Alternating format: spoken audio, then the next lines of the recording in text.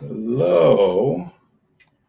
Sorry for the late start. We're experiencing some technical difficulties, and that might be continuing because the technical difficulties is that Marie has not been able to hear me. So I'm just taking us live. If you can hear me, will you please let me know? If you can't hear me, will you please let me know? That will help us narrow down some stuff. Marie, can you hear me now? Marie, hello. Yeah, can you hear me? Yes. All right. Great. We got All it figured right. out, whatever it was. Apologies for the late start. Here we are. Hello. Welcome, everybody. Yes, apologies. Nice to see you, Brandon. Welcome, anyone who's watching, to the This Is Not Therapy Hour. As the title says, this is not therapy. It's just an open conversation, questions of Brandon. And I will put some questions to Brandon today on behalf of some of our social media followers and viewers. And if you have any questions, please feel free to join us in the chat wherever you're watching from, be it Facebook, Twitch, or YouTube. If you post a message in the chat, it will appear here for us, and we can answer your questions. So a little bit of housekeeping. My name's Marie. I'm an executive functioning coach with Effective Artistry, and I'm joined as ever by Brandon Tessers, Director of Effective Artistry at LCPC. Effective Artistry is a therapy and coaching practice based in Northbrook, Illinois, US. And so for therapy, therapists with Effective Artistry can work with anyone anywhere in the state of Illinois. And our coaches can work with people all around the world, provided you have an internet connection. I think that's everything, but if I've forgotten anything, please let me know, Brandon. I was looking at other things. I assume you got everything. All right. Okay. I think so. You can find us on lots of social media channels, and the website address is effectiveartistry.com. We're also on TikTok. Margaret Schaus is the therapist who maintains the TikTok account, and you can contact Margaret directly there and ask questions or leave comments. Tell us what you're thinking about, what you'd like to talk about, or what you'd like to hear us talk about. And we're here every Monday at 1 p.m. Central Time. So we do have a topic for today, Brandon. It's one that comes up a lot. It's one I have struggled with and still struggle with myself, and that topic is imposter syndrome. So I suppose the thing I always come away with at the end of our talks on Monday is that language is a big part of how we deal with these things, and how we interpret these phrases can be different from person to person, and so it's important to get the language right, I guess, and make sure we're communicating clearly with one another. So I'll start, as always, with the basic question: what is imposter syndrome? Yeah, good question. And I'm glad. I like that we get to talk language because, yeah, it matters. Not so much necessarily in the sense of like correct or incorrect, right or wrong, just in if I'm going to use a phrase, I want people to know what I mean by that phrase because otherwise they're going to interpret it the way that they interpret it. And if other people use that phrase to mean different things validly, then the message gets lost. Because I think kind of like something we're going to be talking about throughout this uh, stream today is that there just isn't like a right and a wrong answer, generally speaking. Um, it puts a high bar on you if you feel like if I've got to say, oh, I can only discuss something if I am correct about it. Mm-hmm. They're not going to discuss much at all because how am I going like? There's no way to be correct, right? So, Yeah. anyway, imposter syndrome. It's one of those phrases. It's very evocative and very useful. Uh, I love that in the chat right there. I struggled with whether I have imposter syndrome or not, which might be an indication. So for sure, yeah, you feel like an imposter, I like that. imposter syndrome. But also, as with a lot of this stuff we're talking about, it's not a thing that you have or don't have. It's it's a phrase that we have developed to be able to Mm-hmm. communicate about some set of experiences, some pattern of feelings or behaviors or thoughts, and it's useful. It's not a diagnosable thing, and even if you've been here No. before, like even things that are diagnosable are still a diagnosis is loosely related to whatever thing a person might be experiencing. Yeah. This is not that. The word syndrome kind of medicalizes it a bit. Sorry. No, absolutely. That's why. Well, okay, a bit of a side whatever tangent here at the beginning. Just because this is important, syndrome, disorder, and disease are three different things. They're like actually qualitatively, like they have different qualifications to be called a disease versus a disorder versus a syndrome. And most people don't know that, including me, until within the last year or two, right? So that just means that we kind of lump it all together and it all means the same thing. Disorder, syndrome, disease is all the same. And we just think of them the same. They are not. A disease, in order for something to be a disease, we have to be able to observe the mechanical function of the disease. We have to be able to see a virus go into a cell and do some stuff. Right. Kind of a brief, pithy way of saying it is that for something to be a disease, it has to be something we can observe on the autopsy table. It has to be something that happens in a human body that doesn't really, doesn't necessitate that human be in a particular context or et cetera, et cetera. Yeah. A syndrome is closer to disease than disorder generally. Syndrome means a collection of symptoms that we find together frequently, but have not been able to explain any mechanism behind it. So a lot of the things that are called syndrome in the medical sense,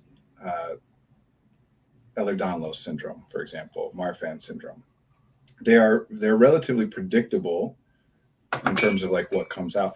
But even then, right, it's like if you have Marfan syndrome, you may have this thing that is often a part of Marfan syndrome, or you may not. It may play out in different ways. Yes. So syndromes are based on the observation of symptoms. And if you have certain symptoms in common appear a bunch, we say, we don't know what it is, but it's useful to label it. And then in like the medical establishment or whatever, a lot of that is led to genetics research, because when we associate a certain gene expression with a certain syndrome, that doesn't still tell us the genes don't cause the syndrome. They're just correlated with the syndrome. Yeah. Anyway. And then disorder just means we're saying this is orderly behavior. This is what we would expect someone to think, feel, or do. And anything outside of that is disordered behavior or feeling or cognition. And if you have certain patterns, certain types of disordered behavior, then we're going to call it whatever the disorder is named, depressive disorder, right? This is why with disorders, like everyone gets sad. Yes, everyone does. But not everyone has depression. Yeah, because depression is a disorder that we have labeled as you must meet certain diagnostic criteria. But even in that criteria, it's still blah, blah, blah. We talk about that stuff all the time. So in terms of imposter syndrome, it's not a thing. It's just a turn of phrase.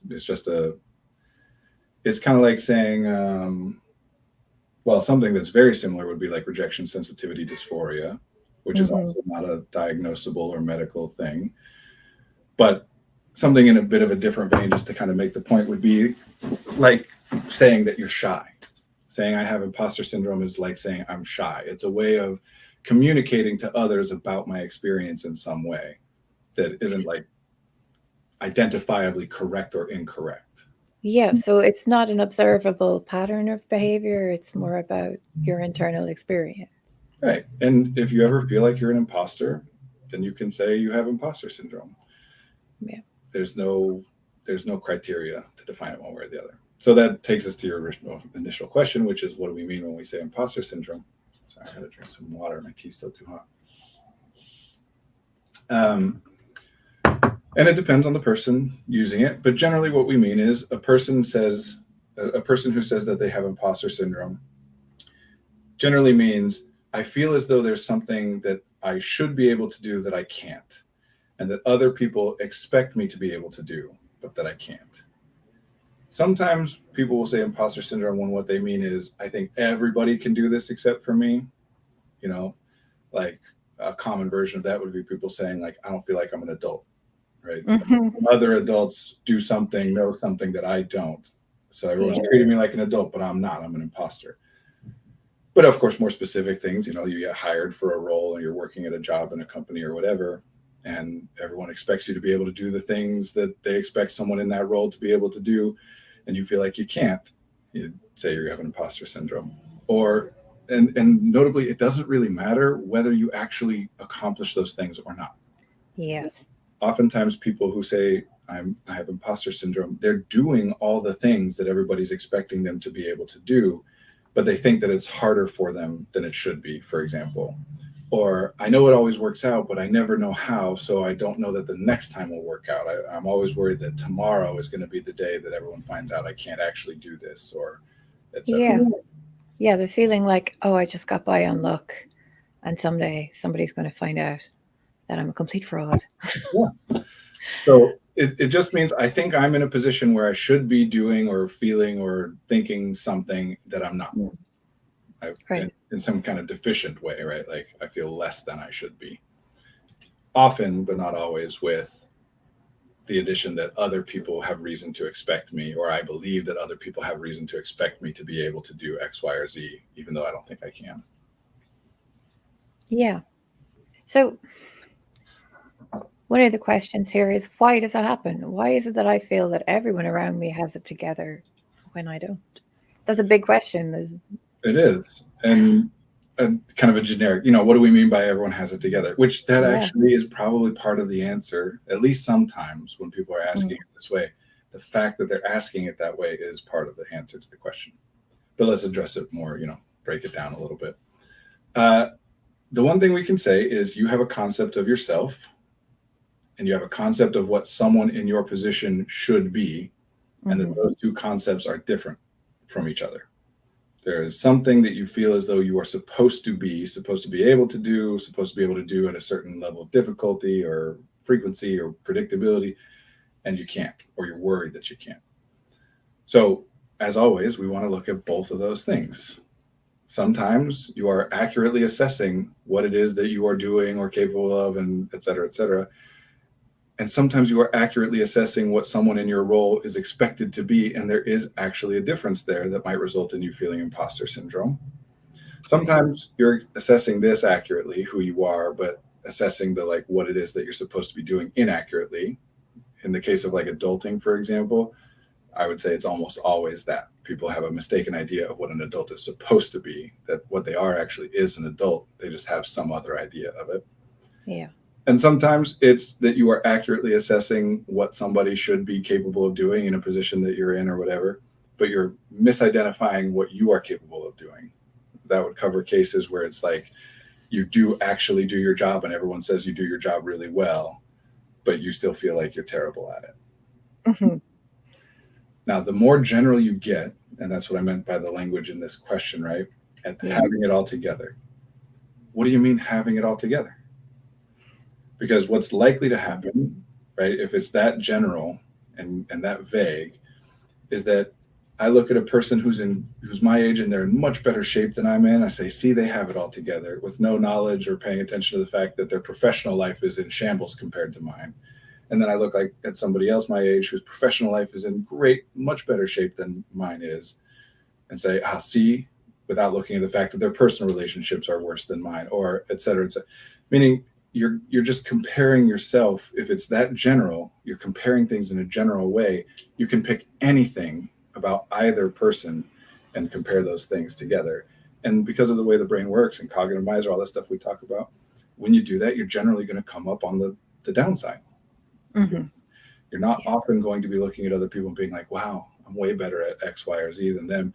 And when you do, you might feel bad about it and then discount it. Oh, I'm so arrogant, or whatever. Can you talk a little bit more about the brain being a cognitive miser? So cognitive miser theory is just a way of describing the idea that the brain is operating with finite resources and therefore allocates those resources as best it is able, meaning the brain doesn't spend resources unless it has a reason to do so. We're prioritizing things. We're trying to allocate the minimal amount of resources necessary to a thing in order to interact with it in whatever way we're trying to interact with it, etc.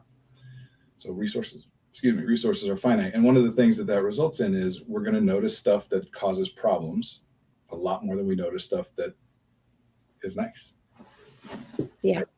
Like I go into work sometimes and I see some of my colleagues who are really well dressed and put together and their hair looks great. And I feel like I've just crawled out of bed and been dragged through a hedge. And I think, well, they've got really busy lives and you know, they've got kids and stuff. What's my excuse? I mustn't be adulting properly. Sure. And if and when during that time anybody ever said to you something along the lines of like, wow, you're so put together, then it's quite possible that you just dismiss that as, oh, they're lying to me to be nice. Yeah.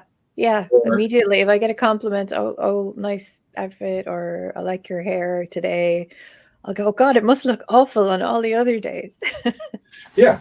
Or if you believe them, you might think, well, they don't know how hard it was for me to get myself put together. Meaning you're assuming that everybody else puts themselves together much more easily than you do. Yeah. It's safer, Mhm. right? If you're looking at something, you know, like let's make it real physical and evolutionary past. If you see a shape that's kind of shadowy and whatever, and it could be an innocuous bush, and it also could be a predator. Well, anybody who's like, oh, that's probably a bush when it's really a predator, they got eaten by the predator and didn't pass on their genes. Anybody who was like, that's probably a predator when it was actually a bush, didn't get eaten by the bush, right? Like, so if something could be neutral or even beneficial, but could also be negative, we're incentivized and programmed to see it as the negative thing. Better safe than sorry. We have a saying for this, right? Like when someone goes like this to you, you flinch, you don't think like, well, usually when my friend does that to me, I don't actually get hit, and therefore you react in the safest possible way. Yeah. So this is a version of that. Well, they might be lying, they might be telling the truth. If they're lying, that would mean that people are perceiving me not only that I'm not put together, but also that I'm fragile or needy and therefore need to be lied to. Ooh, that would be bad. If they're telling the truth, great. So which one of those am I going to think about more? The one that, oh, that would be bad. I better think about this and see what I can do. Right. So does everybody have imposter syndrome to some degree? Sure. Or does it even matter what other people are feeling? It really doesn't. And that's kind of the point, because just like defining why imposter syndrome might be happening to a person. And this isn't, we haven't talked about why a person might have become someone who is likely to experience imposter syndrome, which is a different conversation, right? Like what about a person or their past experiences or their genetic makeup or biology or whatever, what about a person makes it so that they are someone who would experience this more frequently or more intensely is a different conversation. But when someone's experiencing it, it's in those categories we talked about before, right? Well, in order to address it, to whatever extent you are able to address it, it's about either changing your assessment of yourself to match what you think someone is supposed to be in the role that you're in, changing your assessment of the role to match what you are in the role, in that role that you're, what the person's supposed to be doing in that role and who you are in that role. That's pretty much it. You got to bring those two things together. You can change one or both, yourself, the idea of the role, or both, to bring them close together. And there are a finite number of ways to do that. But a big one is to just trust other people, listen to other people when they tell you that you're doing well.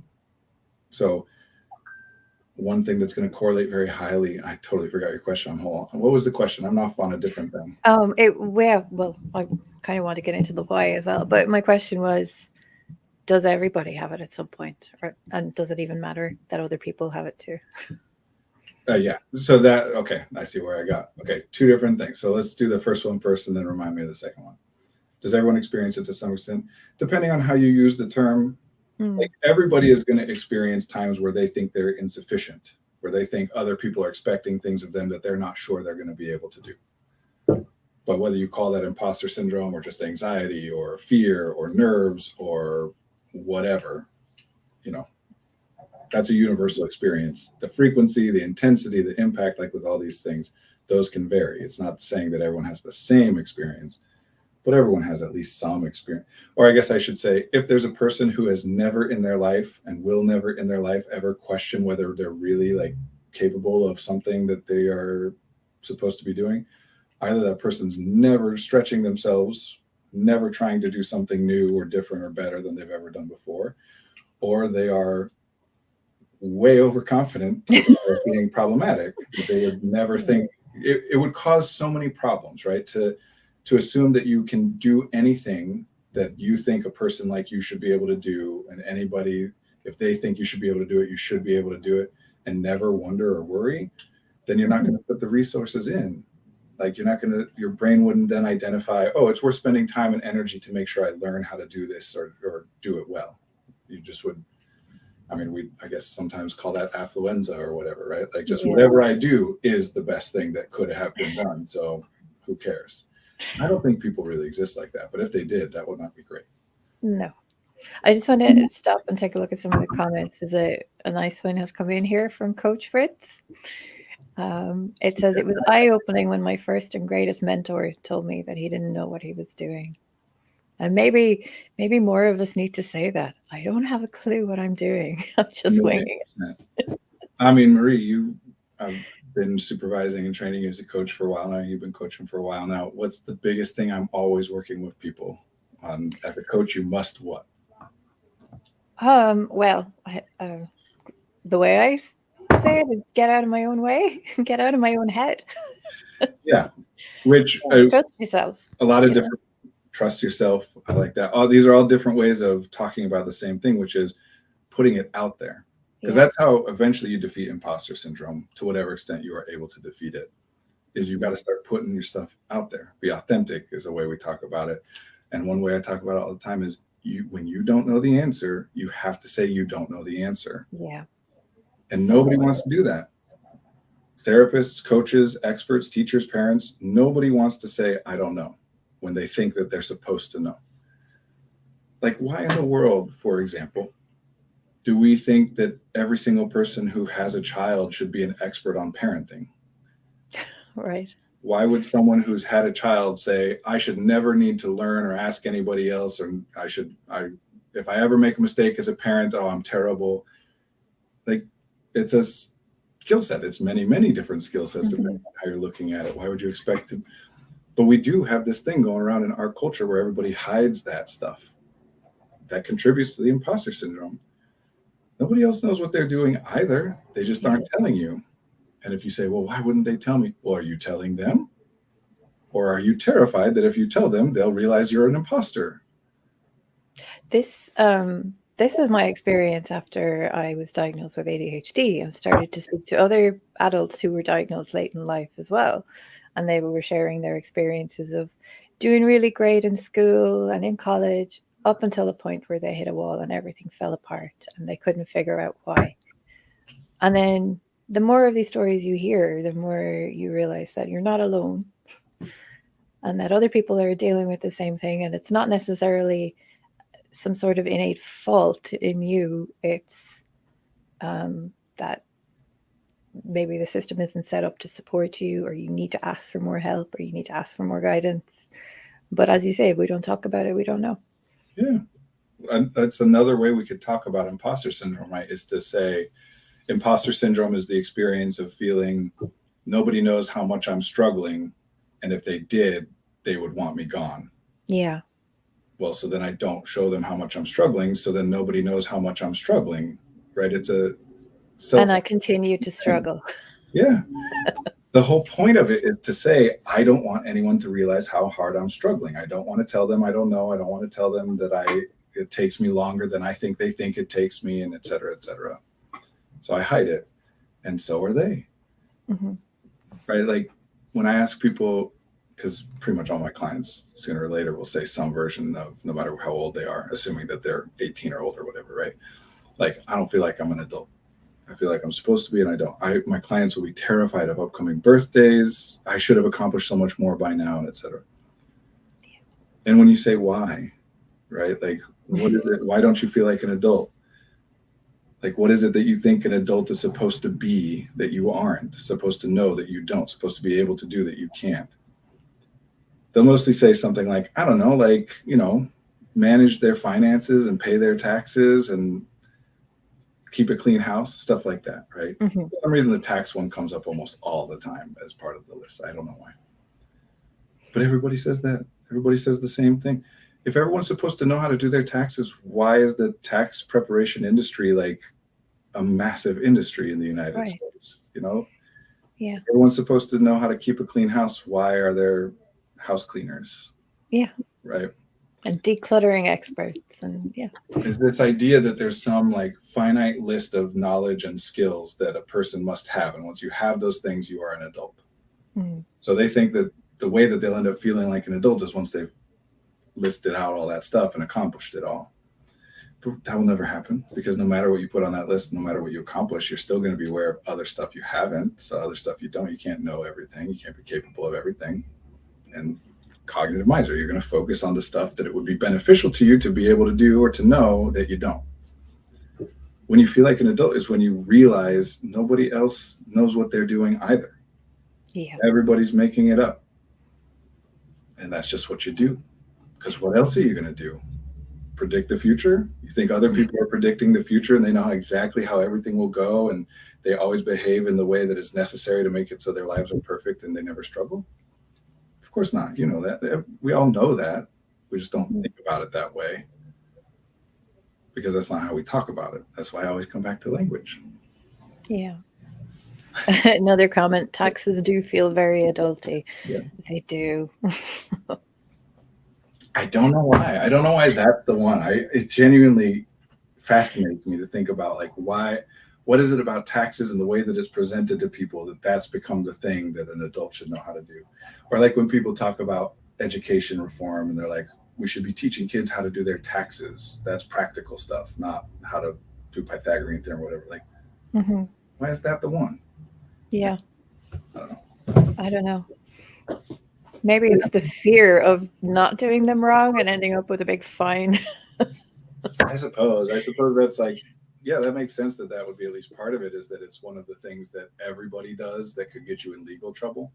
Yeah. Whereas if you're worried about legal trouble, most things that have the potential to get you in legal trouble, you can just avoid the risk of, but you have to do your taxes.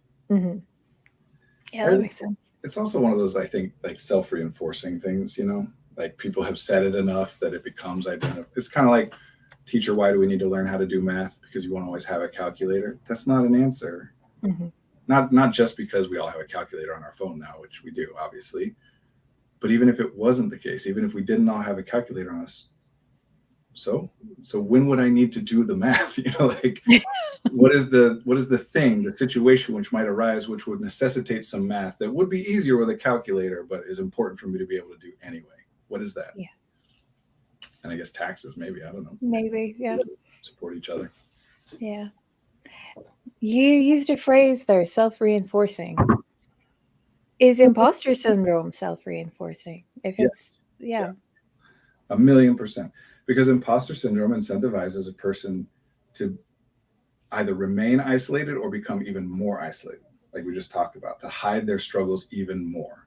The fundamental belief in imposter syndrome is, I should be different than I am, and therefore it would be bad in some way, embarrassing or potentially dangerous even, to reveal to other people that I am not, that I'm worse than I am or whatever, right?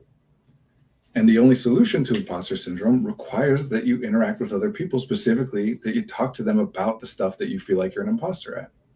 Yeah. Because if you think you suck, if you think your job is X, you're supposed to be able to do X and you can't, or you can, but it costs you too much or whatever, which is just a version of that's X. You should be able to do it at a certain level of difficulty and whatever. And you're some other thing. Where are you going to get information that suggests that you maybe actually are X, or that maybe actually your understanding that your role is X is incorrect and your role is more of what you are? Other people. It has to be other people. And you have to get comfortable with asking for help. Yeah, or desperate enough. Yeah. Like the safer you feel, the less desperate you have to be, right? Yeah. Honestly, this is true of, I would say, broadly, very broadly, many exceptions, right? And many different ways, even for things that aren't exceptions. This is just one way of talking about it. We could talk about it in other ways, which are also accurate. But I would say that broadly, this is true of pretty much all emotional, social, emotional, cognitive, all internal distress. Mm-hmm. That most of it incentivizes a person to withdraw from other people more. And most of it is made worse the more that someone withdraws from other people. Yeah. It's not always made better by engaging with other people more, but it's very rare that it is possible to get better without engaging with other people more. Yeah. It's just not how And it yeah, works. that isolation becomes self-reinforcing too. Because then peopling gets hard, and then you start telling yourself you're bad at peopling. Yeah, you get imposter syndrome as a person, and which Yeah. is, like you just said, peopling, like adulting. We turn Yeah. these things into verbs because people need a way to express that they're bad at it. Why would we have a verb for peopling Mhm. unless somebody needed to say, I'm bad at peopling? In what other context would it be important to say that? Right. We get these ideas, and as with everything, it's rooted in all kinds of different things, or at least impacted by a bunch of different things. But one of those things is the education system, where we split things up by content, and then we create, and then reinforce this idea for people that you're good at some stuff and bad at other stuff, when Yeah. nobody ever actually defines what that means. What does it mean to be bad at math? Yeah. What does it mean to be good at math? What does it mean to be Shouldn't bad? it be more about being interested in it than If- being good at it? I think so. And there are many of us who think that, who honestly, like, if you really look at it, the closest thing we have to anything that could verifiably, so bad or good at could be an accurate statement only if you're defining the thing and defining the metric. Mm-hmm. Meaning, like, I get bad grades in my math class can be an accurate statement. I get low scores on my math tests can be an accurate statement. And it's totally understandable why we could equate someone who experiences those things over and over and over to I am bad at math. But somebody define I'm bad at math in some way that doesn't come back to I get bad scores and bad grades in my math classes. And it's my fault, and it's something that's wrong with me. Right. So we can be good or bad at things if we define the thing and the metric we're using to establish what we mean by good or bad. Otherwise, it's this big generic thing that doesn't serve any purpose. So if we're going to talk about being good at something or bad at something generically, there are a lot of people who would say, and I'm one of them, that what we really just mean by that is I enjoy. I'm good at blank just means I enjoy blank. Because over the course of your life, if we're making it generic, well, the more you do a thing, the more knowledge, experience, whatever you have about that thing, the faster you become, the more aware of different detailed versions and ability to interact and adapt. And, in a broad sense, the only way to say that you get better at a thing is reliant on the fact that you do that thing over and over. And what are the things that people are most likely to do over the course of their life disproportionately to how much other people do it is the stuff that they enjoy more than other people enjoy. Yeah. I think throughout my life where imposter syndrome has kicked in is where I have pursued things because I think I should do them because people have told me I'm good at these things. And when I redirect my attention to stuff I enjoy, or does this make me feel good, or is this something I think I would like to do from 9 to 5, Monday to Friday, my experience changes completely and that imposter syndrome starts to melt away. Yeah. When you ask questions, like one of my favorite, why does that matter? Not to say that it doesn't, but to say, be specific. I'm sure it matters for reasons. Maybe it doesn't, but I'm going to assume if you're acting as though it matters, I'm assuming it does. Just what are the reasons that it matters? Because sometimes it does, sometimes it doesn't. Or sometimes the reason it matters is because of how other people will perceive you, which does matter. That's not nothing wrong with caring about whether other people like you or are disappointed in you or whatever. You don't want to apply it to every single other person always the same. There's people you want to care more about and less about, but it matters. People feel so guilty or silly or whatever for caring about what they care about. Care about what you care about. Just identify it.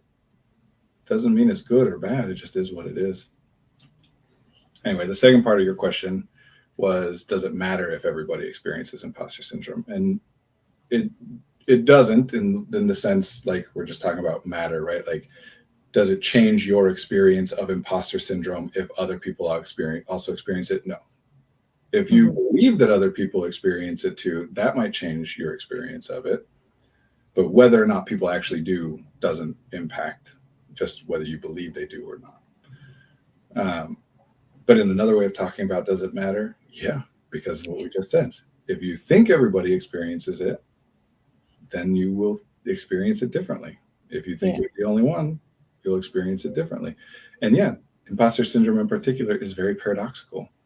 If I feel like an imposter, but everybody feels like an imposter, that might make me feel even more like an imposter. Everybody has imposter syndrome, so why am I still struggling with this thing so bad?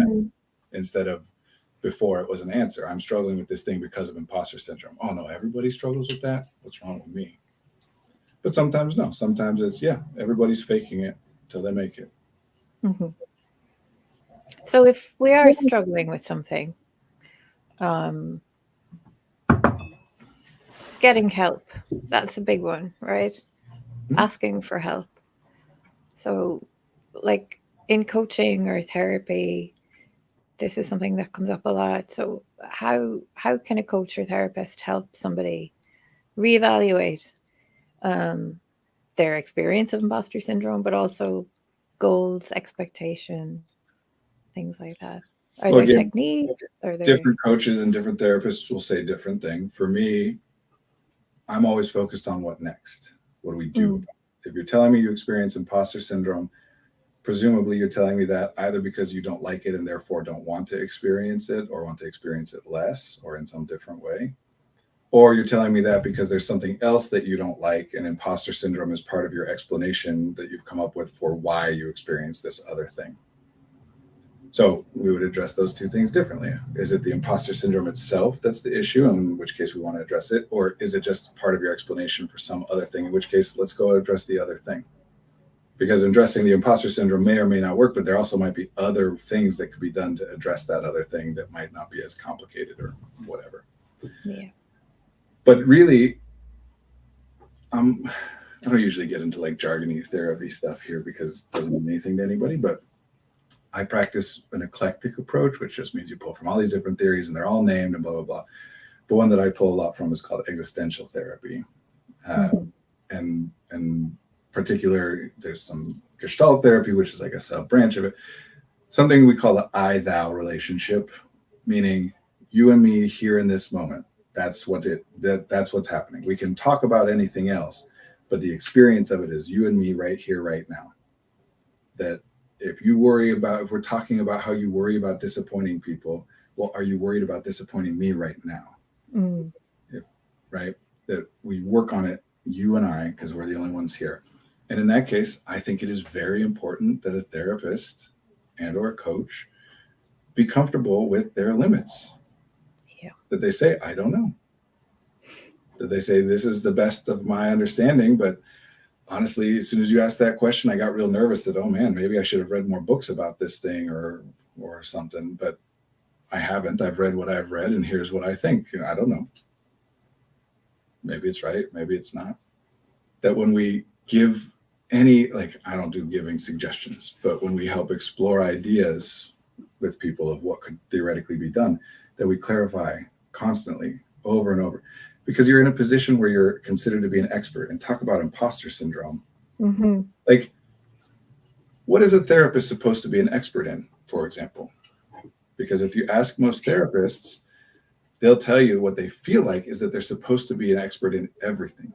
Yeah. No matter what a client comes to talk to you about, you're supposed to have the answers and know how to fix their problems, which is obviously impossible and wildly inappropriate. That my job is to tell me about any problem you have. I understand it in a way that you couldn't possibly, and I say, now you do this thing, and that'll work. Because what if it doesn't? Then what? Well, I'm the expert. I was right, and you messed it up. You have all kinds of things. Client resistance is a version of that. Borderline personality disorder, oppositional defiant disorder, and client ambivalence is a psychoanalytic version of that. They say they want to work on this thing, but it doesn't seem like they really do. So obviously the ambivalence is serving some function for it.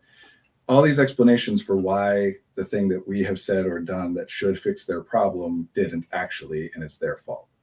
Yeah. And not every therapist obviously takes it that way. Even the ones who use those concepts can use those concepts in ways that are not inappropriate, but this is a version of it, right?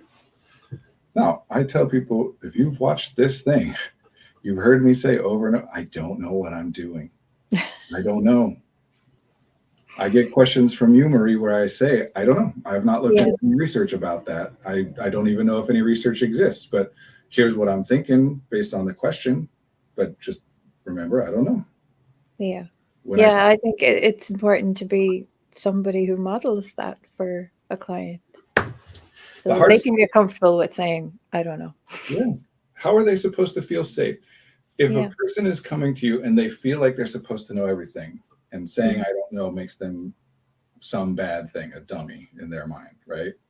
Mhm. And then you respond by never ever saying I don't know, including when you don't, you still don't say it, you hide it or obfuscate or misredirect or whatever. Well, why would you do that? Except that that means you also believe that if you say you don't know, it means you're not really an expert, and that's bad, and you're a dummy. So you're reinforcing their fear. You're right. Not knowing makes someone a dummy. Mhm. You should be afraid of it.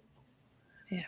One of the things that's hardest for me, and I do think this relates to like the adulting thing. One of the things that's hardest for me to train people on is, actually, I don't know, I think I've used this exact phrasing with you at some point, Marie, but is they think you're great. You know how you think everybody else has their crap together, but you don't. They think you have your crap together. So if you do something or say something that you think is indicative of a person who isn't great, it won't change. You're worried it will change their perception of you to being from that you are great to that you're not. Mhm. But it won't. Yeah. They think you're great. What it will change is their perception of the thing that you've said. That the thing that you've said they thought was something only not great people would say, but here a great person said it, which means, oh, I guess it's not a terrible thing to say. And so they can now say it. Mhm. So this comes back again to trusting yourself. Yeah. And if you're the person who has imposter syndrome, you have to I mean, trust yourself. I know I'm wrong all the time. Same. What am I supposed to do about that? Yeah. The only thing I can do is try my best, be aware of the fact that I'm wrong and limit it all the time, so that if and when it ever causes some problem or somebody notices something and that they tell me, hey, this is wrong or this would be better or whatever, that I can hear it and say, awesome, thank you, because I know I'm wrong and this will help me make me less wrong some of the time or whatever. Instead of being like, no, I think you're misreading what I said. You're talking blah blah blah, a million different defenses that I could come up with. I know I'm wrong. I want to know what I'm wrong. But if I'm wrong secretly and I don't ever try anything because I'm afraid someone might see that I'm wrong, so I therefore don't do it, and therefore no one can ever see that I'm wrong or I don't know something, well, how are they supposed to give me information I don't have?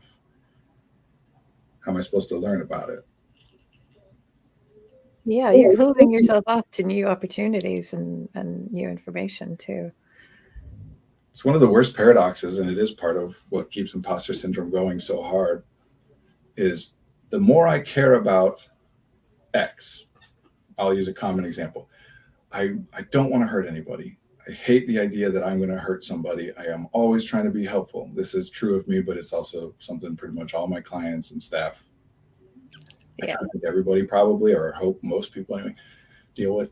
I don't want to hurt anybody. Well, guess what? You're gonna, Mhm. because no matter what you do, it could cause someone harm. Doesn't matter if it's your intention or not. We know it's not. You don't want to hurt anybody. You're not intending to hurt them, but you're going to do it accidentally anyway. So the question then is, when they tell you that you've hurt them, if you really don't want to hurt people, wouldn't your best response be to say, oh, please explain to me what I did so I can understand it and do it differently in the future? But if I really don't want to hurt someone and therefore someone tells me, and then someone tells me I hurt them, I might say, no, you can't. No, it would, if I acknowledge that I hurt someone, I would feel so terrible about it that I can't acknowledge it. I'm going to push back against this thing. Mm-hmm. Then it actually makes it so that I don't get better. Meaning, the more I care about not hurting someone, if I let it make me feel that way, the more I keep myself as somebody who is going to hurt someone. Yeah. The more I care about doing well in my job, the more I prevent myself from becoming someone who does better in my job. Only if, and this is the key, right? Only if I let that feel so bad that I don't tell anybody what I'm thinking or feeling. So either I can feel bad and talk to people about it, or I can work on changing it so that I can acknowledge that it's different than I want it to be without feeling like utter crap about it, so that I can actually address it and learn and move forward. And so a therapist, coach, or anybody else who's going to help you with this stuff, it's got to be one or both. The things that they're doing have to fit under one or both of those categories. I mean, there's a third of like, they can actually help you learn things you don't know and whatever, but that still requires that you're being honest with them about what your limitations are and whatever. Just have a look at the comments. I think the Invisible Gorilla book calls this The Illusions of Confidence and Knowledge. Yeah, there's Gorilla. I don't know that book. I'm assuming that that's a reference to a very famous, I don't know if you'd call it an optical illusion, but a demonstration of the limits of human perception, where there's a video of like a superimposed video of two different sets of basketball players spinning around in a circle, passing the ball to each other. Some of them are dressed in yellow, some of them are dressed in blue. And you're supposed to count how many times the blue players pass the ball. And then at the end of it, they say, did you notice the gorilla? Because while that's happening, a gorilla walks through the frame and you don't notice it because you're focused. It's something we talk about all the time with that chair thing, right? Yeah. But there's a very famous thing called the Dunning-Kruger effect, which, again, I haven't read this book, but I'm assuming that's part of what they're referring to with the illusions of confidence and knowledge. The Dunning-Kruger effect, Dunning and Kruger did a study that showed that basically the less someone knows about a topic, the more confident they are in their knowledge of the topic being accurate. So mostly these days, people just use it as an insult online. Whenever saying that they're confident or knowledgeable, they're saying, that proves that you actually are not knowledgeable, which is not what the Dunning-Kruger effect states. But yeah, another way of saying it is, it's an old joke, like to an expert, everything outside of their field is simple and everything in their field is infinitely complex. And yeah, that's just how it is. Other people's lives are simple. If they only did this or they're doing that wrong. Our life is like, what should I do? The more you know about something, the more detail and granular data you have, the more complex it gets. My favorite professors at university were always the ones who would say, I don't know, but I'm going to go find out. Yeah. Well, this is one of those ways that we reinforce it in the school system, right? If the teacher's supposed to know all the answers and hides it when they don't, the teacher is teaching the children, or the students, I suppose, if they're not children, the teacher is teaching the students that it's embarrassing not to know something and you shouldn't admit it. Our grading policies and structure reinforce that. You do an assignment at the beginning of a semester, you get a bad grade, you learn about the stuff that you would have needed to know in order to get a better grade on that assignment, but that grade still stays the same. We don't replace it now that you've learned some stuff. So are we really incentivizing people to learn? Right. Or are we telling people that they're supposed to know everything in advance? Yeah. Or if you've ever corrected a teacher on a point of information and they shut you down and they shut down, that doesn't incentivize learning either. Yeah. Teachers can be wrong. There was a very recent study that just the results were published within the last few months, talking about arguing to persuade versus arguing to learn. That if I'm engaging in an argument with somebody where my goal is to disprove their argument and or prove my argument, then my brain, cognitive miser theory, is listening, looking, observing in ways that help me with that. Meaning I notice the things that help me disprove their argument, the flaws in their argument, and I don't notice the flaws in my argument because that doesn't help me. I'm trying to prove my argument. Whereas arguing to learn, which I wouldn't phrase quite that way, but you and I have a difference of opinion. I want to know why you think differently than I think. Maybe you're right. Well, now my brain is incentivized to look for the strengths in your argument and the weaknesses in mine, which means I'm more likely to see the weaknesses in my argument and address them or abandon the argument or whatever. I'm more likely to look for the value in what you're saying and gain valuable information or ideas because of it. And just as like a little side note here, when we're talking about trying to reach out to people, and then I want to see if we can do like a speed run on whatever questions are left. Every major longitudinal study we've ever done on human happiness always comes back the same way. What is the number one predictor of happiness? Not only happiness, but health, longevity, all these things. Is it money? No, that's important. Resources is important, but nope. Is it success in the business world? Is it whatever? Blah, blah. It always comes back the same. Good relationships. That's it. Because of course, because that's what makes humans human. That's our advantage, is that we rely on each other. Part of imposter syndrome is I'm comparing other people to myself with the assumption that I should be as good or better than they are at their things, which is arguing to persuade. Yeah. It's not helpful to me to say, they're great at this, I'm bad at it, I should be better. I'm not going to then go get them to do that thing, even though I just said they're better than me at it. That just makes me even more afraid to admit to them. What we're supposed to be doing is saying, okay, this is something that I'm not great at, or that I don't enjoy, or that costs me more, blah, blah, blah, blah, blah. And I want to identify, of all the people around me that I have access to, that I could rely on for help, who is best suited and will theoretically be willing to do this thing for me. And what can I do for them in exchange to keep this relationship healthy, so it's not just me feeling like a burden and draining them all the time. We're supposed to be in community. Why in the world are you supposed to be able to do everything on your own? There's never been a time in the history of our species where that was our survival strategy. We're terrible at that. We're worse than like every other animal at that. Yeah, we're designed to cooperate with one another. Yeah, which is the most advantageous survival strategy discovered by any organism in the known universe. Yeah. And now I we're guess saying, designed is the wrong word, that has religious connotations, but built to cooperate with one over another. time, we have become structured in a way that leans on and relies on and feeds into it, et cetera, et cetera. You know, Yeah. That's what we do. Literally, the best survival strategy by a million miles discovered by any living organism in the known universe. And then we spend our whole lives trying to learn how not to use it. What? We only have 24 hours in a day, and we spend a good chunk of that asleep. So If being able to survive independently was the measure of a successful person, like, then what are those like tiny little insects that can survive in space or in cryo for tardigrades. Yeah. Tardigrades. Those would be the most successful people. They don't need anything or anybody. Is that what you want? Like, we don't do it that way. Yeah. So that's my like pithy, it's not pithy. That's my almost motivational speaker-esque, I guess, kind of response to imposter syndrome is, why would you think you're supposed to do that on your own? Yeah. Even if you're right and they think that you should be able to do it, if you can't, wouldn't still the most logical thing to do would be to go to them and say, hey, what do you expect me to be able to do this thing? Because I don't know how. If you think I can do it, I need your help, because I don't know. Right. Yeah. So we need to get comfortable asking for help. Yeah. And you're not always safe to do that. Yeah. Let's be clear. Some people will respond in ways that are harmful, which is why we don't, and then in cognitive miser, it's better safe than sorry. This person might be great about it, but they might be a jerk.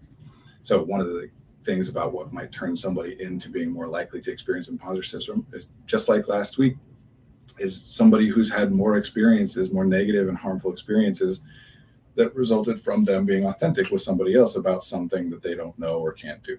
If you say that to someone and they hurt you in response, you're going to be a lot less likely to say it to somebody again. Mm-hmm. I've had this experience at university where I've asked people for help with something I didn't understand and needed to be able to do, and getting the response, "Oh, that's easy." If you have an option, like if a person is an optional person in your life, then wouldn't you want to know if they're going to react that way? Right? Yeah. Yeah. Sometimes that's not the case. You're a kid and mom and dad, like you're stuck with them. And so if they're that way and you're worried about it, like be careful. Yes. Mm-hmm. But if this is like a colleague or a friend or a romantic partner, and you are at a point in a position where you can have them be part of your life or not, like, wouldn't you want to find out? Tell them, see how they react. If they react like jerks, then move on. And that's not easy. I'm not trying to make it sound like it is. I'm just saying, well, the alternative is, if they were people who were going to respond like that and you don't tell them, either you can never tell them, or you'll tell them at some point later down the line and then find out then that that's how they respond. Either which is better. Except sometimes it is. Context matters. I gotta get going, but can we do like a real quick like read off what the other questions are and see if I can do like a. I think we've. How can I work on trusting myself that I'm doing a good job in my life? I guess. Don't trust yourself. Awareness. Talk to other people. Yeah. You already have been trying to convince yourself it's not working. It's not to say that it never could, but why would you keep trying a strategy that hasn't been working? Talk to other people, get feedback. If you don't trust them, use that, make them use logic to express to you, to prove to you that they're not just, if I say, Marie, you're doing a great job and you think I'm just being nice, well, then I could say like, lots of people want to work here. Lots of people want to meet with me. Why would I choose to continue to spend my time with you instead of them if I actually thought you were bad? Mm-hmm. Because then it's hard to keep thinking that, right? Right. But yeah, use other people. If not, if you don't want to, if you really are going to avoid it, which it is the best strategy, if you're going to avoid it, then you have to be specific. Identify for yourself not only specifically and observably what it is that you think you're supposed to do, but the amount of resources that you think it should take a person to do it. And then measure, do you do it and how many resources does it take you to do? And see if that changes or improves over time, see if your assessment is correct or not.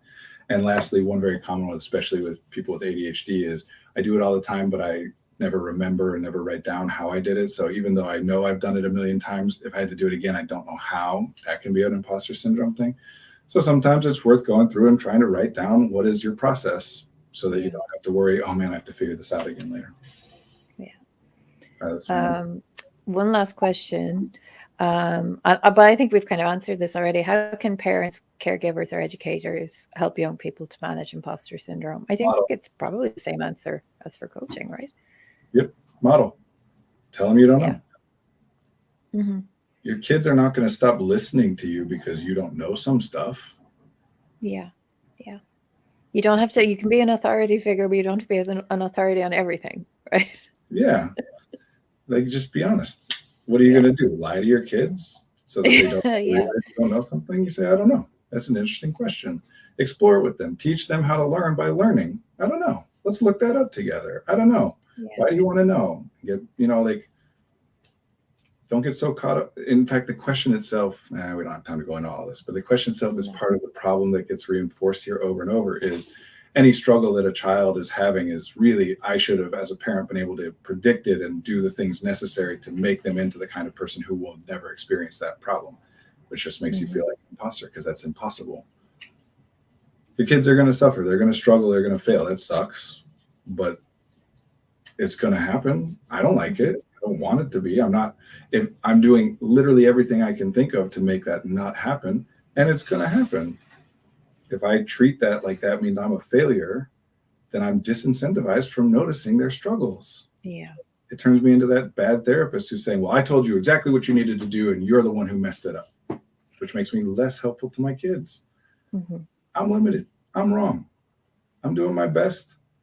I don't know what you're going to need to know 30 years from now. You're probably going to do some job that I can't even imagine what it would be because it involves things that don't currently exist. Like, I don't know, but I'm doing my best. And I'll still be here 30 years from now if I am to keep doing my best then.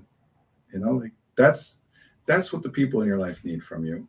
Mm-hmm. The answer to every question, just the feeling that no matter what they go through, you'll still be there and you'll do your best with them. Yeah. They feel that it's okay to be vulnerable with somebody. Yeah. Because if they feel that, if no matter what you are struggling with, no matter what you do, no matter what you say, I'm going to be here, then you can tell me you don't know, even if you do think it makes you dumb. So what? You're not worried about being dumb in front of me because I'm not going anywhere. Don't worry about preparing your kids for everything. Worry about making it so that they feel safe with you. 100%. Yeah. That's the thing you have the most control over. Yeah. All right, I got to go. Okay. There was one other question, but I think it's probably a good topic on its own, which was, why do individuals set expectations or goals that are way too high? I know that there is definitely a video on goals on our YouTube playlist. So it's a good thing to talk about. People check it out, but we could do another episode about goal setting at some point. Sure. The answers for today in regards to imposter syndrome we already discussed earlier. Either they're inappropriately assessing what is possible for a person or expected, or they're inappropriately assessing themselves. Or sometimes because if you don't do that, even if it is impossible, you're going to get hurt. You know, why does someone set an inappropriate goal? Because your boss said that you have to do that or you're going to get fired. So what are you going to do? Still makes it a bad goal. Sometimes your boss asks you to do stuff that's not possible because they're limited too. Some bosses acknowledge that and adapt, some don't. Anyway, all right. Good to be with you.